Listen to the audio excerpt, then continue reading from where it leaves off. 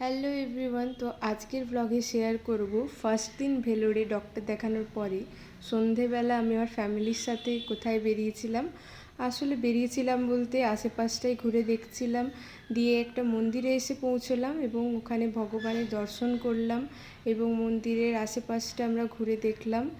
মন্দিরটি ছিল খুবই সুন্দর। এখানে সাউথের মন্দিরের তো কোনো রকম বর্ণনাই হয় না। তারপরে এসেছিলাম একটা বাজারে, তো বাজারে ছিল খুবই ভিড়, দিয়ে ভিড় ঠেলাঠেলি করতে করতে মনে পড়লো যে আমার কিছু জিনিস নেওয়ার আছে।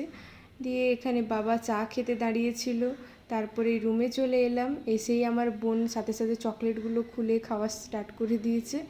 তাছাড়াও আমরা কিছু জিনিস কিনেছিলাম, এগুলো আসলে ট্রেনে নিয়ে যাওয়ার জন্যই কেনা হয়েছিল, তবে কেকগুলো সেই মুহূর্তেই খাওয়ার জন্য।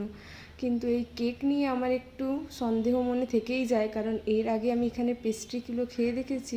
এখানের পেস্ট্রিগুলো যেন একটু অন্য রকমই আমাদের ওখানের থেকে, তবে এটা টেস্ট ছিল অ্যাভারেজ। আর মা যে মিল্ক কেকটা নিয়েছিল সেটা মায়ের তো খুব পছন্দ হয়েছে, আমিও খেয়ে দেখলাম বেশ ভালোই।